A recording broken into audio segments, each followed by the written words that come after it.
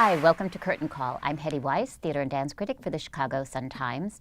And today it's my privilege to talk with Lin Hwai-Min of Taiwan. He is the founder and choreographer and artistic director of Cloudgate Dance Theater of Taiwan, which is bringing one of its most amazing spectacles to the Auditorium Theater this Friday and Sunday. And welcome, Lin. Thank you. You grew up in Taiwan. What kind of dance scene was there when you were growing up, and what were the influences? What were the first things that said to you, I want to be a dancer? I was inspired by the Red Shoes, the British ballet film. Oh, the Red Shoes. The Red Shoes. Okay. When I was 5.5. So you were totally Hooked. addicted, hooked. Hooked. So at 14, I got my first short story published in a major newspaper. Yeah, and I took the money from the story to pay for the tuition for my first ballet class. Yeah, that's the beginning. The next year, when I was 15, I saw Jose Limon doing Moose Great Pavan. modern, the great modern. I said, I'm not going to choreographer. do ballet, I'm going to do modern. I know it's been 20 years for this piece. I'm wondering if you could talk to me a little bit about what this piece is about and what the genesis of it is. Songs of Wonder is indeed a turning point of my creative life. I was young and restless, but a trip to India in '94 changed my life. And I think Songs of Wonder is just like a diary of that trip.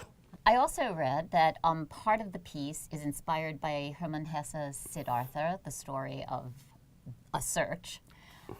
Did you come to that afterwards? I read the book when I was 16, and I kept going back because it's a wonderful book. So all these images and thoughts that came together.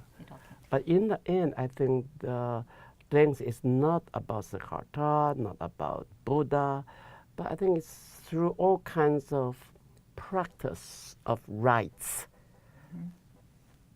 That's what we show. But in the end, I think the whole piece is not about anything except it's about, we try to convey a sense of peacefulness to the audience. So we should explain to those who haven't seen Songs of the Wanderers that there is it 3 tons of golden rice that eventually... 3.5. 3.5 tons of golden rice that eventually rain down on the stage. It's raked into, I guess, what you would call a Japanese garden. Or a spiral. Or a spiral. Yeah, endless spiral. Tell me just a little bit about where that idea came from. I think in 1990, I was in New York and in park, and I saw kids playing with sand. And I think that's lovely. I should use that as. Then a few days later, I realized that that's very bad for the breathing of the dancers.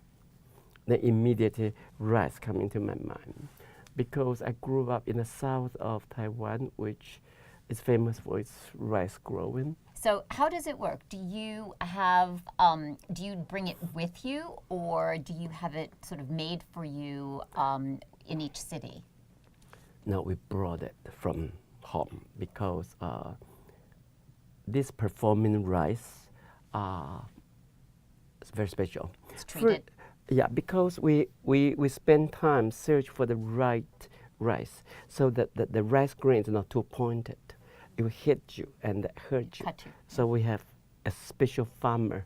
We get it from him, and then we have to wash them to get rid of the pollen that makes you itch, allergic, and then we dye them into the poetic golden grain.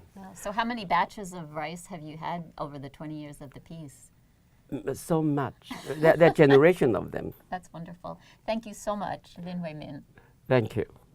And thank you for watching Curtain Call.